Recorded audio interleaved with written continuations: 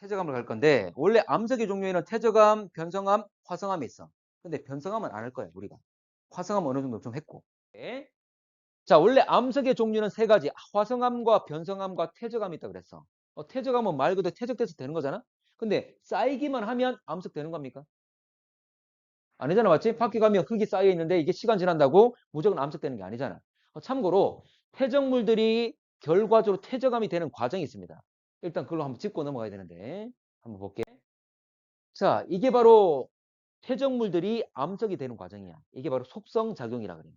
그래서 먼저 쌓이고 난 뒤에 이걸 다져지는 과정이 필요해요. 그걸 다짐작용 또는 압축작용이라 합니다.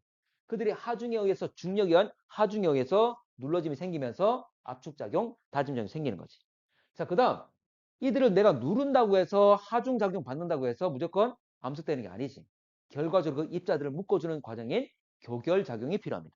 이 두 가지 과정 거치면서 결과적으로 퇴적암이 되는 거야. 자, 그러면 정리를 좀 해보면 생성 과정은 암석이 먼저 풍화 침식받아서 잘게 부서지는 과정이 있는 거지. 그러면 풍화 침식받아서 잘게 부서졌다면 이들을 우리가 퇴적물, 풍화산물, 세설물 이런 말들로 씁니다. 문제상에서 이 말 나오기도 하고 또는 이 단어 나오기도 하고 또는 이 단어가 나올 수도 있는 거야. 그렇지만 모두 다 같은 의미의 단어라는 거지. 풍화 침식 통해서 잘게 부서진 겁니다. 자, 그러면 이렇게 부서진 애들이 자, 운반이 이루어지게 되겠지. 물론 그 자리에 그대로 쌓이는 경우도 있지만 일반적으로 운반이 많이 이루어집니다. 주로 운반을 일으키는 주 원인이 뭐가 되죠? 매개체가 뭐 바람 따라 이동되거나 또는 물, 흘러가는 물, 마치 파도에서도 이동될 수 있는 거고. 그래서 물에 의해서 운반됩니다. 물론 지하수에 의해서도 녹아서 이동되는 경우도 있고. 그래서 운반이 이루어진다. 이거는 주로 물과 공기에 의해서. 자, 그러면 이들이 무한정 계속 이동되는 것이 아니라 어느 정도 운반되게 되면 어느 곳에 마지막 쌓이게 되겠지. 그러니까 퇴적이 이루어지게 되고 퇴적된다고 해서 퇴적하면 되는 것이 아니라 실제로 암석이 되는 과정을 우리가 속성작용이라고 합니다. 속성작용. 자, 그러면 속성작용은 아까 얘기했던 두 가지. 뭐뭐 있었죠? 눌러주는 압축작용, 다짐작용과 그리고 교결작용 두 가지입니다. 다짐작용. 자, 다짐작용이란 것은 어쩌거나 그 압축작용과 동일한 말인데 중력에 의해서 압축이 이루어지고 자, 어쨌거나 압축이 이루어지게 되면 원래 우리가 흙에다가 물을 부으면 물이 스며들지. 그 말은 흙 입자가 작아 보이지만 사이사이에 빈틈이 있다 그 말이잖아. 그래서 입자와 입자 사이에 빈 공간을 우리가 공극이라고 합니다. 공극. 그러면 다져지게 되면 공극, 입자 사이 거리는 어떻게 될까? 입자 사이 거리가 다져지면 가까워지겠지. 그러면 공극은 줄어든다는 거지. 빈 공간은 작아진다는 거지. 그래서 공극이 감소합니다. 밀도는 어떻게 되죠? 커지겠죠. 밀도는 커집니다. 그래서 입자 사이의 빈 공간을 공극이라고 하는데 이 공극 밀도는 증가할 것이고 다짐작용 뭐 당연한 이야기인데 잘 묻습니다. 자, 여기 입자 사이 빈 공간을 바로 공극이라고 한다. 그런데 다짐 여기 보면 양쪽 A와 B 둘 다 현재 입자수는 동일합니다. 자, 그런데 좀 더 다져지면서 전체 부피가 줄면서 입자 사이 거리가 가까워진다. 공극이 감소했던 모습을 알 수가 있는 거지. 그렇지? 그 밀도가 증가하게 됩니다. 밀집되어 있는 정도. 자, 두 번째로 교결작용. 원래 교결작용을 시멘트 이 벽 같은 경우 시멘트 여러분 이 벽 만들 때 시멘트하고 뭐 시멘트만 씁니까? 시멘트하고 뭐 하지? 공사할 때? 시멘트와 모래도 넣고 자갈도 넣고 같이 섞어서 물 넣으면 화학 반응 통해서 굳어지는 거잖아. 맞지? 그래서 이제 이 굳게 만든 과정이 시멘트화 적용을 하는데 마찬가지야. 참고로 지하에 현재 보면 지하수가 흘러갈 건데 지하수에는 다양한 물질이 녹아 있는 거지. 그러면 이 지하수가 흘러가는 과정에서 부딪히는 과정에서 그 속에 녹아있던 애들이 자극받아서 앙금 만들 수가 있어. 다시 고체를 만들면서 굳어질 수 있다는 거지. 그러면 이들이 그대로 굳으면서 결과적으로 입자 사이에 예를 들어 본드 같은 거를 짜 넣어서 굳게 만드는 시멘트를 넣어서 굳게 만드는 이런 과정과 동일하다는 거지. 그러면 이 입자 사이를 이들이 결과적으로 굳으면서 묶어주는 역할을 해주겠죠. 그런 역할을 하는 것이 바로 석회질, 규질, 탄화처 이것 고체되면서 굳어지게 된다. 이 말이에요. 됐나? 자, 석회질. 하나만 더 얘기하면 여러분들 시멘트의 주 원료가 뭐지? 시멘트의 주 원료. 주 원료는 시멘트의 주 원료가 석회석입니다. 석회암. 근데 우리나라에 석회암이 어디 많냐면 저 강원도에 많아. 그래서 대부분의 시멘트 공장들이 다 강원도에 있어. 그쪽이 다 원료들을 쉽게 얻을 수가 있으니까. 나중에 한번 또 이야기할 거고, 뭐 규질은 규소, 그리고 산화철, 철 녹슬면 뭐 덩어리 이룰 수 있는 거잖아, 맞지? 그걸 말합니다. 자, 그래서 이들이 결과적으로 지하수에 녹아있던 애들이 입자와 입자 사이에 흘러가는 과정에서 이들이 앙금 만들고 굳어버리게 되면 입자들을 묶어주는 역할을 해준다. 그래서 입자들 결합시켜준다. 그 말입니다. 자, 그러면 이들이 공극을 채워준다. 그러면 공극은 어떻게 되죠? 증가 감소. 자, 다짐 작용에 서 입자가 가까워지면서 줄어든 것도 있지만 이제는 교결 작용 통해서 공극을 이제 채워주는 거지. 이게 공극이 감소합니다. 그리고 밀도는 어떻게 될까? 밀도는 부피분의 질량이죠. 그러면 결과적으로 전체적인 외곽전 해줄게. 부피는 그대로지만 빈 공간을 다른 물질로 더 채워줬잖아. 그럼 질량은 어떻게 되는 거야? 질량은 빈 공간을 더 채워줬으니까 빈 공간은 채워줬으면 질량 증가하겠지. 역시 마찬가지로 밀도가 증가할 수 있다는 거지. 그러니까 둘 다 두 가지 과정 모두 다 밀도를 증가시키는 역할을 해준다. 알겠죠? 이 대중 목욕탕이 있는데 여러분도 뭐 자주 가겠지만 대중 목욕탕에서 물을 수돗물을 쓸까 지하수를 쓸까? 뭘 쓸까? 지하수겠지. 왜? 그렇지. 수돗물은 이렇게 독거나 뚫어 놓기만 하면 모터 가지고 그냥 끌어올려서 그냥 쓰면 되는 거잖아. 무료로. 되겠나? 그래서 현재 목욕탕 같은 경우에 물 소비가 많기 때문에 대부분 다 지하수를 씁니다. 근데 여러분들 지하수 같은 경우에 생수로 많이 쓰잖아? 근데 각 생수 브랜드마다 맛이 다르지. 녹아있는 물질이 다 다르다 그 말이거든. 근데 특히 많이 녹아있는 게 바로 석회 물질입니다.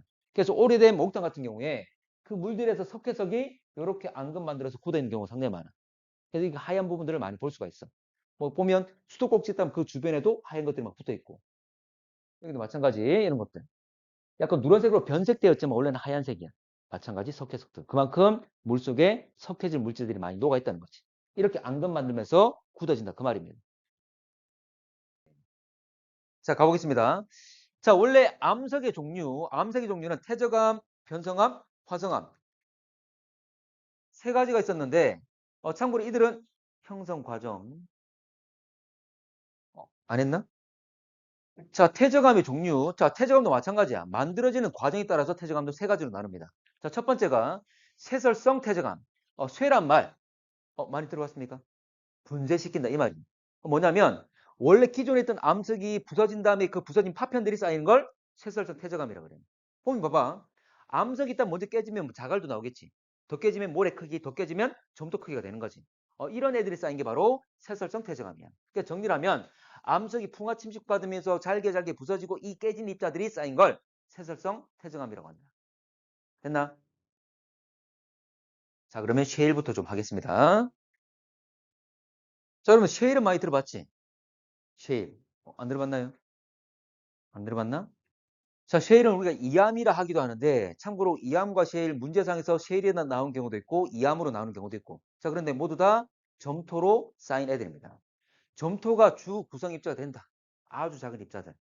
자, 그런데 원래는 쉐일과 이암은 약간의 차이는 있습니다. 쉐일 같은 경우는 얇게 쌓여 있는 구조야. 그래서 보면 자세히 보게 되면 선 구조가 보여. 층층이 쌓인 게. 근데 이암은 그냥 덩어리야. 층층이 보이는 그런 모습이 아니고. 어쨌거나 점토 입자들이 쌓인 것. 자, 사음은 무슨 사자? 모래사자. 그러니까 퇴적되는 주 입자가 누구냐 따라서 나눈 거야. 그래서 얘는 모래가 주 입자가 됩니다. 모래가. 자, 그러면 어떤 문제에서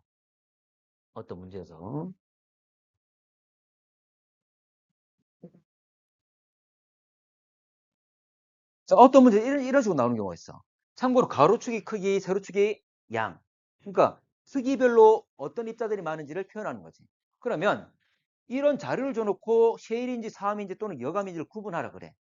그러면 중간인 모래 크기는 알고 있어야 되는 거지.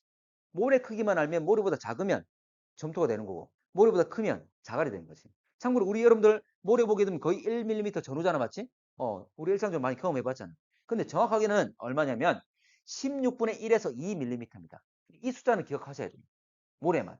그러면 이 숫자보다 작으면 점토고 이 숫자보다 크면 자갈 되는 거고. 자, 그래서 1이고 여기가 2mm고. 문제에서 막 이런 식으로 나온다는 거지. 그러면 어떤 그래프가 만약 입자들의 구성 비율이 이런 식으로 나왔다. 그럼 이런 뭐가 된다? 이런 뭐가 된다? 어떤 입자가 많은 거죠? 모래 입자가 많으니까 이건 3이 되는 거지. 근데 예를 들어서 이런 식으로 돼 있다. 그러면 자갈이 많은 거잖아. 그럼 뭐가 된다? 뒤에 배울 여감이 되는 거지. 됩니까? 이런 식으로 나올 수 있습니다. 그래서 요 모래 크기는 꼭 기억하셔야 됩니다. 여감은 자갈이 주가 되는 거야. 자갈만 있어서는 안 됩니다. 자갈을 묶어주는 현재 여러 가지 물질도 필요하기 때문에 자갈만 있으면 안 되고 자갈이 주가 된다. 그 말이에요. 자, 그러면 원래 암석들이 부서지면 모래, 자, 자갈, 모래, 점토가 생기겠지만 근데 뜬금없이 응회암이라는 게 나와. 근데 응회암은 뭐냐면 얘는 화산 분출되었을 때 여러 가지 고체 입자들 중에 가장 많은 양을 뭐라 그랬지? 기억나나? 흘리듯이 설명하긴 했는데. 화산 세설물, 화산 분출돼 가지고 나오는 고체 입자들 중에 현재 화산 제란놈이 있습니다. 바로 모래 크기. 그 놈들이 주로 쌓인 게 바로 응효암이에요. 그래서 위에 것들은 우리가 일반적으로 많이 겪어봤던 암석이 깨지면 생기는 자갈, 모래, 점토 이거 외에 응회암도 있다는 것. 요것만 조심하시면 됩니다. 응회암. 자, 두 번째로 화학적 퇴적암. 자, 화학적 퇴적암은 물속에 녹아있는 애들이 앙금이 돼서 결정이 돼서 가라앉는 걸 말합니다. 자, 모래에 녹아있던 물질들이 침전되는 거야.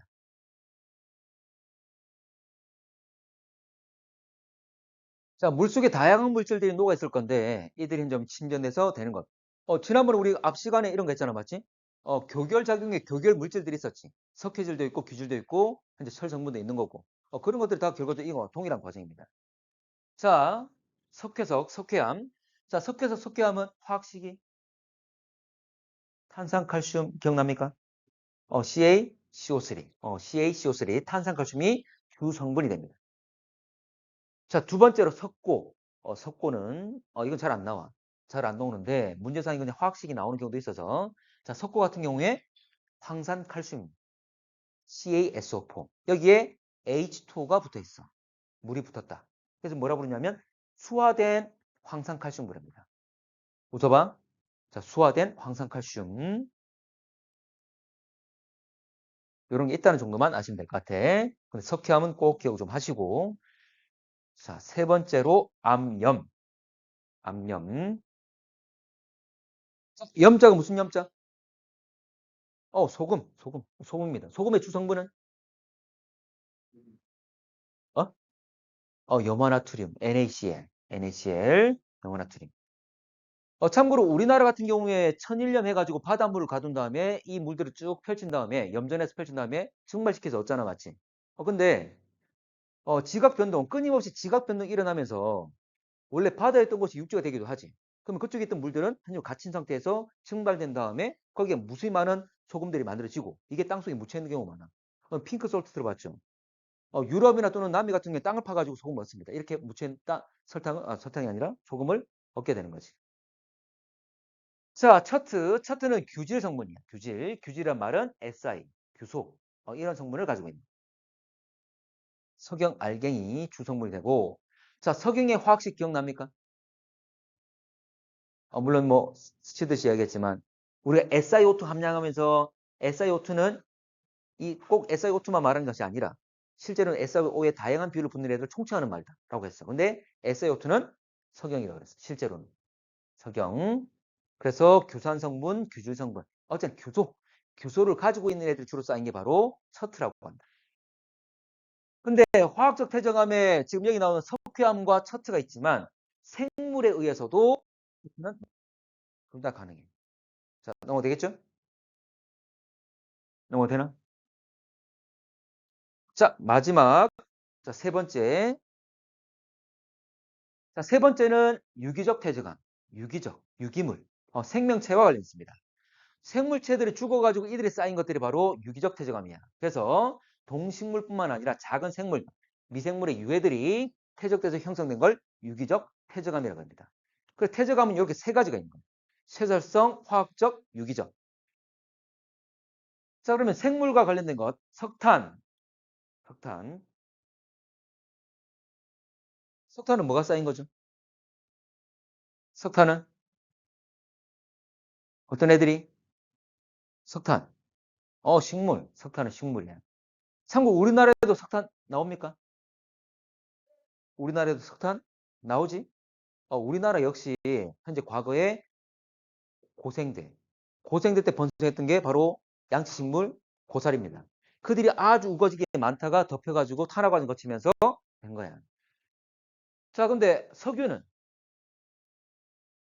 석탄은 식물. 석유는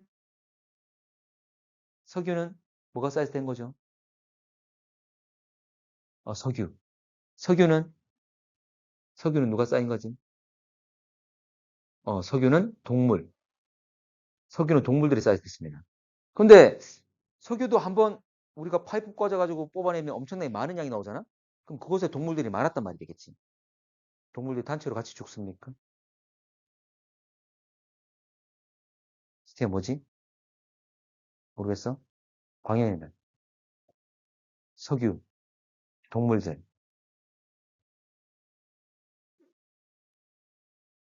뭘까? 참고로 여기서 동물 말하는 것은 미생물 플랑크톤을 말해요. 플랑크톤. 바다의 평균 깊이가 3,800이잖아? 이 사이 엄청나게 많은 미생물들이 살고 있는 거지. 플랑크톤이 살고 있는 거지. 근데 그들은 수명이 짧잖아? 끊임없이 새로 생겨나고 막 죽는 거지. 사체가 엄청나게 많이 쌓여. 실제로. 그래서 나중에 퇴적된 다음에 이게 결과적으로 밑에서 땅속에서 탄화과정 거치면서 석유가 되는 거지. 동물입니다. 자, 그리고 석회암. CaCO3인데 이 석회암 많이 볼 수 있는 게 바로 조개 껍데기잖아. 그래서 산호나 조개 껍데기. 역시 석회암 생물에 의해서 될 수도 있다. 자, 그리고 척트. 척트는 규질 성분을 가진 건데 앞에 우리가 한번 이야기했습니다. 근데 이 규질 성분을 가지고 있는 생물들도 있더라. 자, 그래서 규질 생물체들 보면 규조류를 하는데 식물성 플랑크톤도 역시 규조류입니다. 규소를 가지고 있어. 방산충이라는 애들도 있습니다. 이런 애들이 규질 성분을 가지고 있기 때문에 이들이 죽으면 쌓이면 이런 척트를 만들 수 있다. 자, 그래서 석회암하고 척트는 앞에 화학적으로 형성되기도 하고 이렇게 유기적으로 형성되기도 하고 이런 특징이 있습니다. 자, 보면 셰일 나와 있는데 원래 셰일은 점토라 그랬잖아, 맞지? 근데 지금 꼭 이런 색깔은 아니야. 더 밝은 색깔, 황토색도 있고 지금 이게 자, 이렇다는 거고. 자, 그리고 3, 모래 크기. 자, 이거 여감인데 사이사이 자갈이 보이죠? 그 주변에는 진흙이나 모래들이 있습니다. 점토나 모래들이. 자, 그리고 응회암. 아까 응회암은 뭐가 쌓인 것? 화산재가 쌓인 것. 화산재가. 그 사이에 약간 부모님과 박혀 있지. 자, 석회암, CaCO3 밝은 색깔 흰색을 띠고 있고. 자, 암염. 육면체 결정 가지고 있죠? 핑크솔트도 마찬가지. 이것도 확대시켜 보면 결정들이 보이겠지. 뭐야 이거? 과학에 많이 나왔잖아, 맞지? 핑크솔트. 좀 전에 핑크솔트 어디서 얻었다 돼 있죠? 히말라야. 역시 얼마든지 현재 보면 원래 증발되고 쌓인 다음에 얼마든지 위로 이동돼 갈 수 있는 거잖아, 맞지? 밀려서 올라갈 수 있는 거지. 그걸 표현하고 있는 겁니다. 자, 이건 차트. 자, 퇴적 구조를 볼 건데, 자, 보자. 퇴적 구조. 자, 한 개 맞게. 그러면 사층리를 할 건데, 원래 퇴적 구조 네 가지가 있는데, 그중에 일단 하나만 하겠습니다. 원래 퇴적 구조라는 것은, 실제로 여러분들 문제 잘 나오는 것은, 아까 보면 속성작용이나 과정, 그리고 퇴적암의 종류, 근데 이거 퇴적 구조. 근데 이게 가장 잘 나와. 퇴적암 관련해서 독립적으로 한 문제 나오는 경우도 있지만, 퇴적 구조는 나중에 우리 뒤에 배울 게, 지구의 역사에서 막 특징들 분석하는 거 할 거거든. 그게 마지막이야. 근데 거기에 막 이게 들어가 있어. 근데 퇴적 구조는 네 가지인데 모두 다 정상적인 모습이 있어. 그래서 지층이 역전 여부, 지층이 뒤집어졌는지 확인하는 것. 그리고 특정 퇴적 구조마다 만들어지는 환경이 있거든. 그럼 어느 환경에서 만들어지는지를 확인할 수 있는 거야. 자, 정리해 볼게. 그래서 여기서 나와 있는 게, 자, 퇴적 구조 가지고 퇴적 환경을 알 수 있다. 지층이 뒤집어졌는지를 확인할 수 있다. 이 내용이야. 자, 그 중에 사층리 하나 해보겠습니다. 이 역전 여부란 것은 지층이 뒤집어지는 건데 한 번만 해볼게. 역전. 자, 원래 지층은 쌓일 거잖아, 맞지? 아래쪽이 나이 많은 거야, 위가 나이 많은 거야? 아래쪽이. 그런데 이게 이렇게 휘어가지고 습곡된 다음에 이렇게 넘어가는 경우도 있어. 이걸 횡화습곡이라는 넘어가는 경우가 있어. 그러니까 좀 전에 말했던 것처럼 요게 나이가 원래 젊은 애들이었지. 젊은 애들이었지. 그런데 요거 이렇게 휘어진 다음에 풍화집 받아서 위에가 날아가는 경우가 있어. 이렇게. 그러면 밑에만 남지. 근데 아까 요게 어디 있었어? 아래쪽에 있었지. 나이 많은 애가 위에 있고 오히려 나이 어린 애가 밑에 있다는 거지. 그럼 이쪽은 역전된 상황이 되는 거지. 됩니까? 자, 이제 사층리 가볼게. 자, 층리라고 알고 있습니까? 층리. 앞에 전리라는 게 있었고, 전리는 리라 붙은 거 다 선구조라 생각하면 돼. 그러면 층리는 원래 지층들이 쌓이게 되면 층층 구분돼 보이는 그 선 있지. 그걸 층리라 그럽니다. 그런데 이 층리가 사층리, 사선으로 돼 있다. 비스듬하게 돼 있다 이 말이에요. 그래서 모습은 이런 거지. 그래서 층리가 있는데 사선으로 돼 있는 거, 비스듬하게 돼 있는 거. 이걸 사층리라 합니다. 자, 그러면 지금 여기는 사층이 3개인데 실제 모습은 이래. 이런 예가 있는 거야. 참고로 여기 보면 약간 선이 다 쭉쭉 다 있잖아, 맞지? 그리고 사람이 이렇게 있는데 이 사람의 뭐 기념에 촬영한 것도 있겠지만 실제로는 이 구조의 크기가 얼마인지를 보여주기 위해서 같이 찍은 거예요. 가볼게. 좀 정리하겠습니다. 자, 사층리는 환경은 아까 특정 환경에서 만들어진다 그랬는데 얘들은 수심이 얕은 곳입니다. 특히 얕은 곳에 물 흐름이 있는 곳이야. 여러분들 우리 서해나 밀물이 밀려오고 썰물이 쓸려 나가잖아, 맞지? 왔다 갔다 합니다. 이렇게 물 흐름이 있어. 물 흐름이 있으면 밑에 있는 입자들이 왔다 갔다 하겠지. 그러면서 쌓이는 구조를 가지는데, 자, 거기를 우리가 갯벌이라고 이야기를 하죠. 자, 또는 조관대라는 이야기를 하지. 그래서 끊임없이 물 흐름이 생기는 이곳, 또는 바람에 의해서 모래가 움직이는 사막. 이 두 군데에서 가능합니다. 얕은 바다나 사막에서 가능하다. 네. 자, 그러면 형성되는 과정. 자, 이것만 끝인데, 형성되는 과정은, 자, 물 흐름이나 바람에 의해서 됩니다. 물이 흘러갈 때 또는 바람이 불어서 입자들이 이동하면서 형성 가능합니다. 자, 그래서 결과적으로 이 태적 구조를 보게 되면 이놈들에 의해서 형성되니까 결과적으로 물 흐름, 이게 중요해. 다른 태적 구조는 뭐 연원 같은 경우도 알 수도 있지만 그건 특정한 경우고 일반적으로 사층리는 물 흐름 방향 또는 바람이 불어간 방향을 알 수 있습니다. 자, 기본적으로 지금 사층리는 원래 어떠냐면 아래로 이렇게 오목한 구조를 가집니다. 이게 정상적인 모습이야. 아래로 오목한 모습이 정상적인 모습. 그리고 지금 여기서 바람이 불어가는 방향이나 또는 물이 흘러가는 방향은 바로 이 방향입니다. 왼쪽으로 가는 겁니다. 그래서 여러분한테 이렇게 구조를 줘놓고 바람이 어디로 흘러갔는지 또는 물이 어떻게 흘러갔는지를 물어봐. 그래서 이 구조를 보고 아셔야 돼. 자, 그러면 일반적으로 나중에 원리를 좀 확인하겠지만 그냥 아래로 오목한 상태에서 그냥 공 하나 올려두면 됩니다. 공은 현재분 당연히 아래로 내려가겠지? 바로 왼쪽으로 가게 될 거야. 자, 그러면 어떻게 만들어지나 한번 볼게. 어떻게 만들어지나 한번 보고 오늘 끝낼게. 자, 여러분들 모래에 있는 사막, 모래, 사막, 언덕, 사구라 그러죠.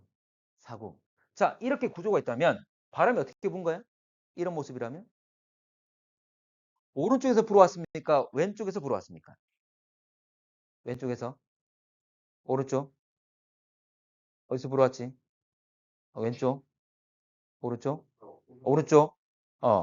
참고로 왼쪽에서 불면 여기 계속 때리지 않겠어? 깎일걸? 참고로 오른쪽에서 불었기 때문에 이쪽이 계속 쓰다듬은 거지. 불었기 때문에. 그래서 완만한 거잖아. 불었기 때문에. 되겠나? 자, 그런데 바람이 왼쪽에서 불게 되면 여기 있는 입자들 가만히 있습니까? 아니지. 바람 맞으면 이들이 깎이면서 움직이면서 계속 왼쪽으로 이동되겠지.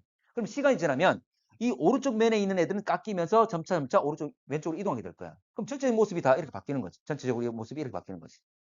깎이면서 왼쪽으로 이동하는 이런 형태로. 됐나? 그래서 여러분들 사막 보면 자고 일어나면 막 지형들이 길 잃어버리기 쉽지. 됐나? 근데 이게 계속 일어나는 거지? 친구들 봐봐. 잠깐만 이거 맞게. 바람 불면 또 되고 바람 불면 또 되고.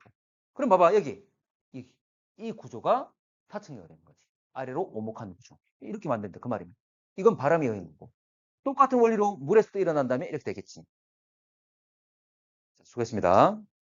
네. 자, 두 번째 점이층리. 자, 일단 이 용어에서 다 의미가 있는 거야. 점이란 말. 우리가 의견이 다르면 이견이란 말 쓰잖아. 여기 이자가 다를 이자입니다. 그 말은 점점 달라지는 층리. 자, 층리라는 것은 각 지층에서 층과 층은 서로 구분돼 보이는 건데 입자 크기가 달라지거나 또는 색깔, 종류가 달라지게 되면 층과 층이 구분돼 보이는 거야. 그럼 여기서 점이 층리는 뭐냐면 이런 겁니다. 자, 지금 여기에 점이 층리가 3개가 있는데 하나의 점이 층리에서 위로 올라갈수록 입자 크기가 작아집니다.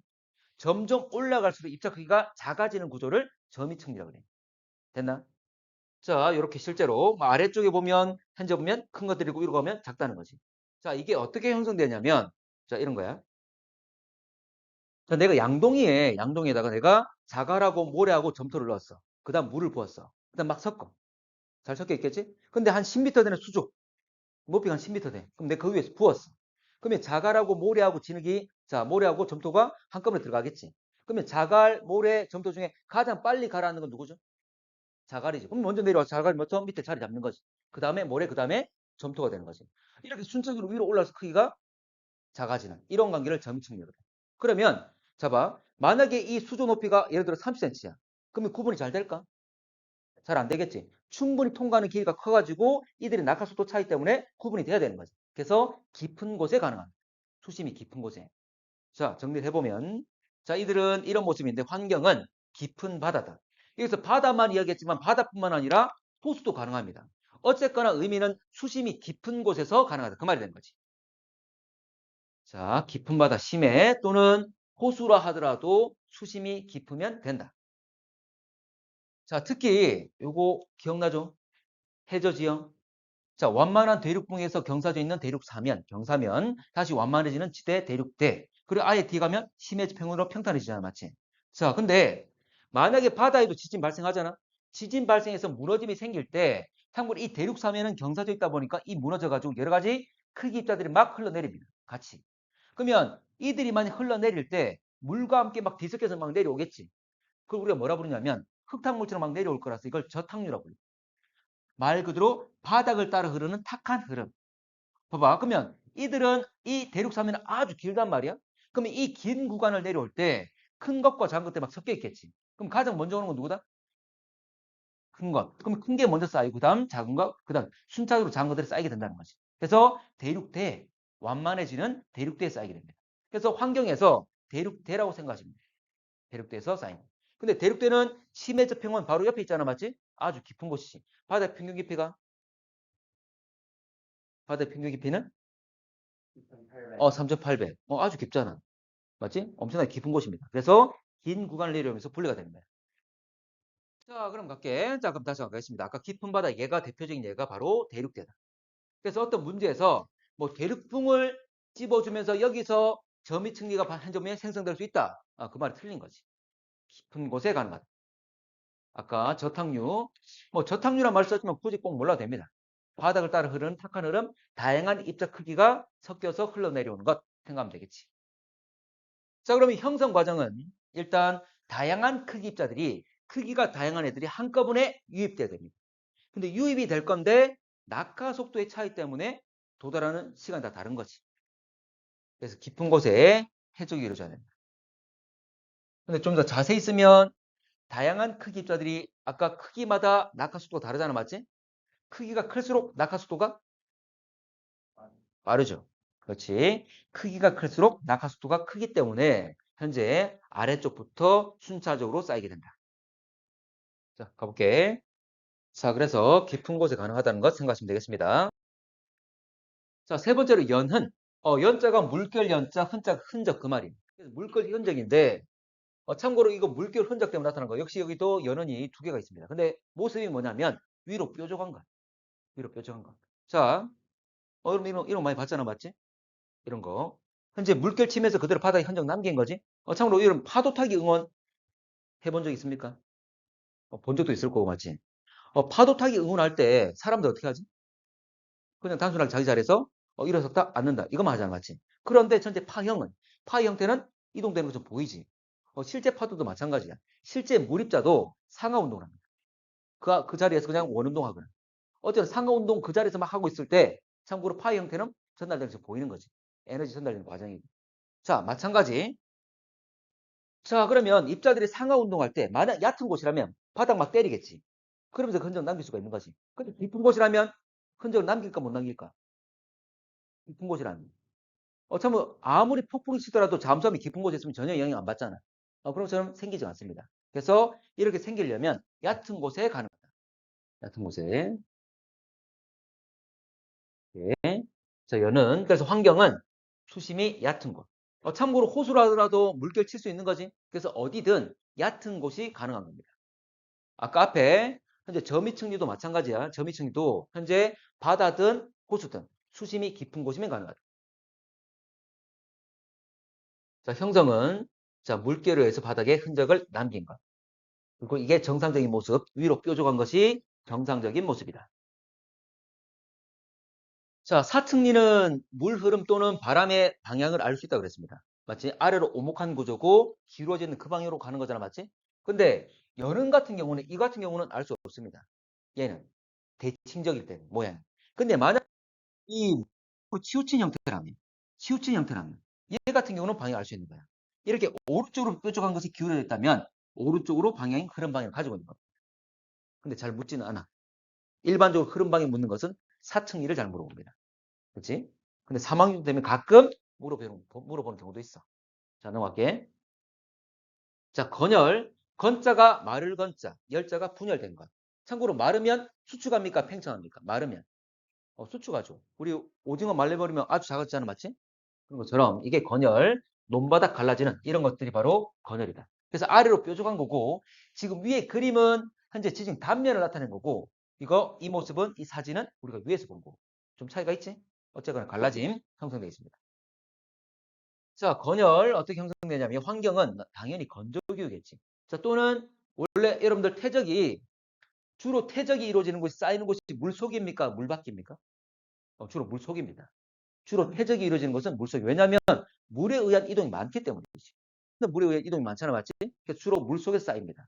그러면 물속에 쌓였다가 이게 만약 물 밖으로 드러나면 말라버리면서 이런 거 만들 수 있겠지.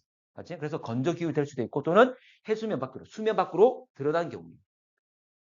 참고로 입자들이 작을수록 이 표현이 좀 잘 됩니다. 그래서 우리 논바닥 보면 실제 논과하게 되면 아주 작은 점토 입자로 돼 있어. 그래서 실제 개들이 마르면 이런 구조를 잘 나타냅니다. 자, 형성 과정을 보게 되면 굳지 않은 땅이 자, 건조화되었을 때 마를 때 수축하더라. 수축하면서 갈라짐이 형성되더라.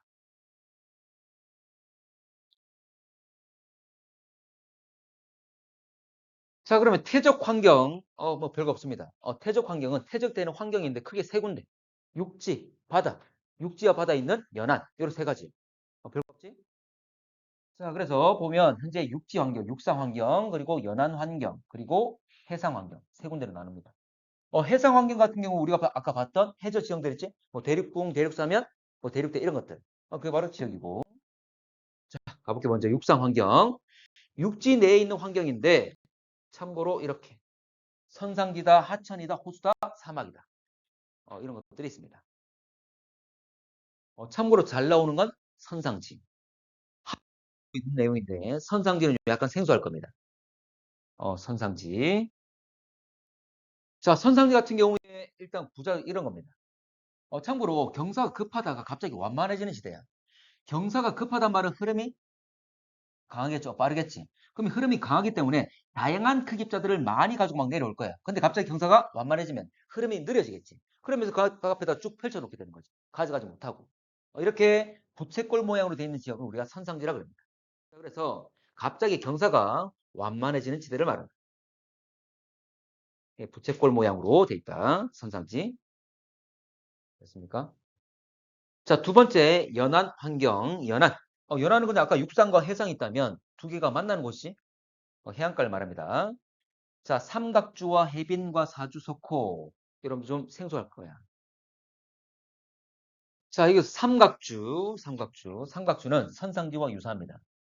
참고로 강물이 흘러가지고 하천수가 흘러서 나중에 바다로 갈 거잖아, 맞지? 그러면 하천 같은 게 계속 흐름을 가지지만 바다에 도달하면 더 이상 흐름이 있습니까? 없습니까?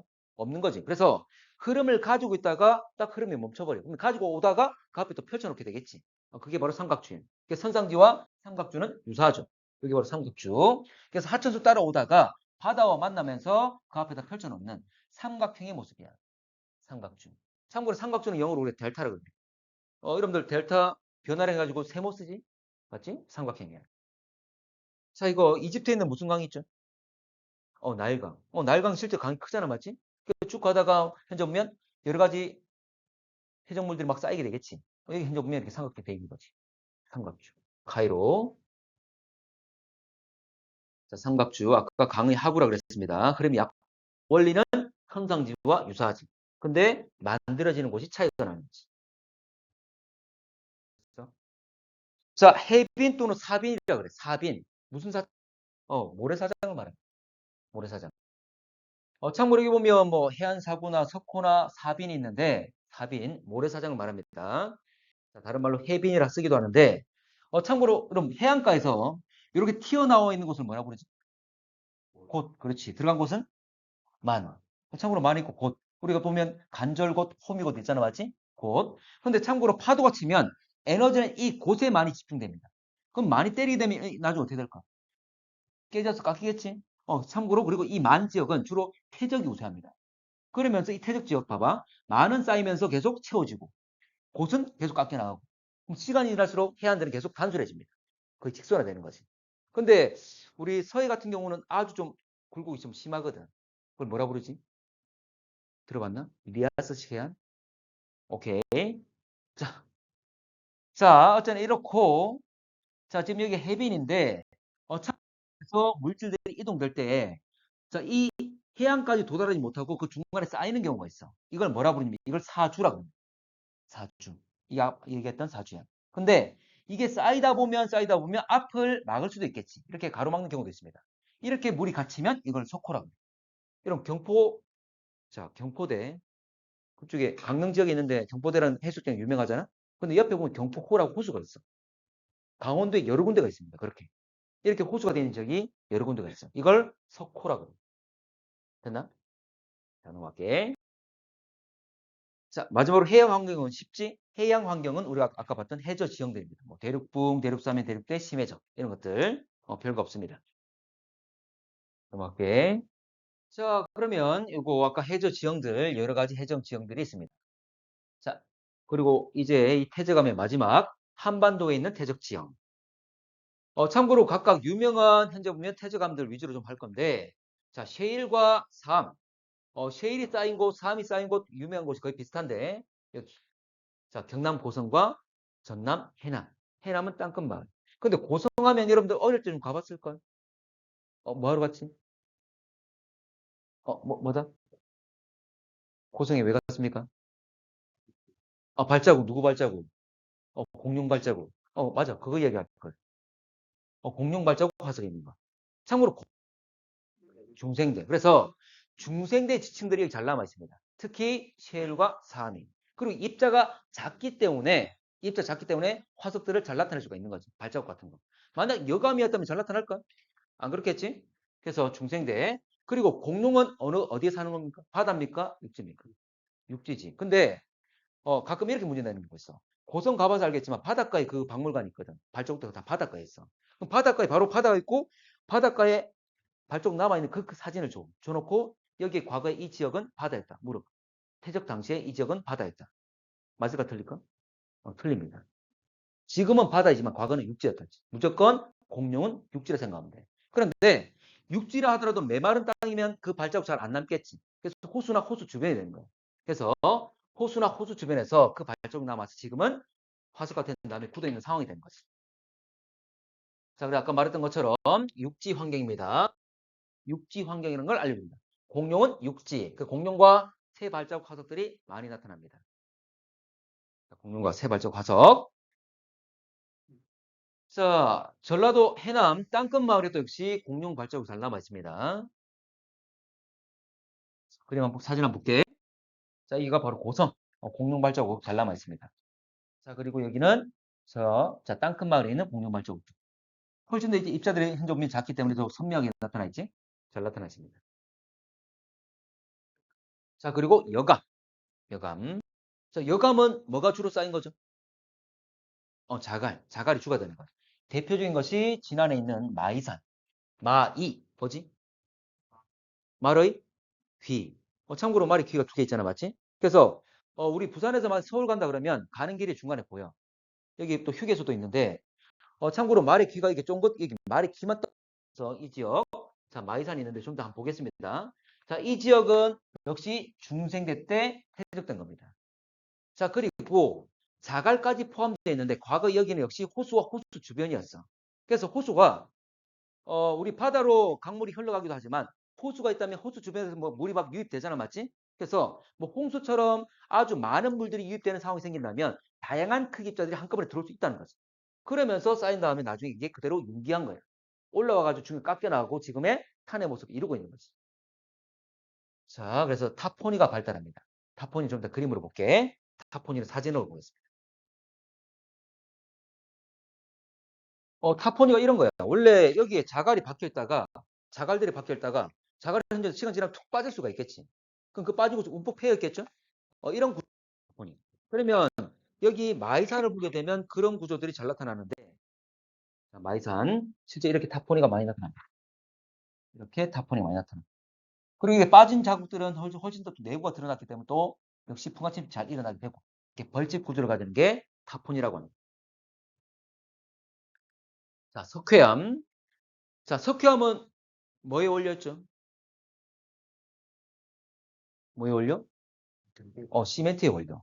참고로 우리나라 같은 경우에 이 시멘트 공장이 바로 원료가 많은 강원도에 많습니다. 근데 유명한 게 바로 강원도 태백. 여러분 문제상에 태백 구문소다라고 알려주면서 제시되는 경우가 많아. 그러면 여기는 그냥 석회암 생각하시면 돼. 근데 석회암이 육지에서 만들까 바다에서 만들까? 바다입니다. 석회암은 바다입니다.